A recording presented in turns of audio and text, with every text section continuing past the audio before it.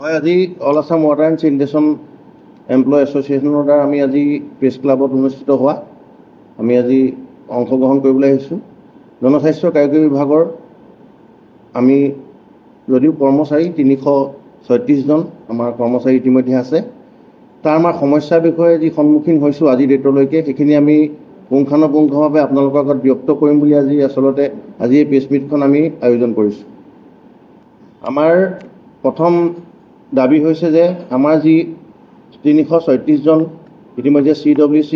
জনস্বাস্থ্য কাৰিকৰী বিভাগত বৰ্তমান কৰ্মৰত আছে, আমাৰ যদিও ঠিকাভিত্তি হিচাপে আমি কাম কৰি আছোঁ, বৰ্তমানত তেখেতসকলক অতি সোনকালে নিয়মীয়াকৰণ নহ'লেও অতি সোনকালে 60 বছৰৰ দায়বদ্ধতা ৰাখি তেখেতসকলে যাতে আমাৰ এই পৰিয়ালকেইটি চলাবৰ প্ৰথম সুবিধা কৰি দিব লাগে। আৰু আমাৰ বিভিন্ন আপোনালোকে অন্যান্য কৰ্মচাৰীগতে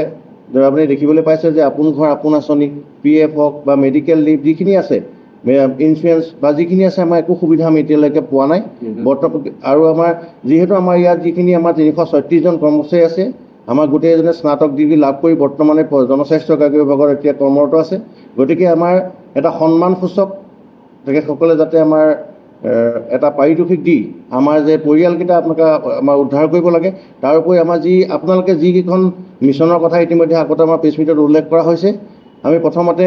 টোটেল চেনিটেশ্যন কেম্পেইন, নিৰ্মল ভাৰত অভিযান, স্বচ্ছ ভাৰত অভিযান, বৰ্তমান জল জীৱন মিছন ইতিমধ্যে বিভাগে যি সময়তে যিটো উপায়েৰে যেনেকৈ আমাক কামত লাগিবলৈ আমাক অনুৰোধ প্ৰদান কৰিছে, আমি তেখেতসকলৰ দায়বদ্ধতাত আমি 336জন কৰ্মচাৰী অহোপৰুষত্বভাৱে চেষ্টা কৰি প্ৰত্যেকখন চৰকাৰী আঁচনি আমি ফলপ্ৰসূ কৰাৰ স্বাৰ্থত আমি 336জন উঠি পৰি লাগি আছোঁ। গতিকে আজি আমি আপোনালোকৰ জৰিয়তে জনাব বিচাৰিছোঁ যে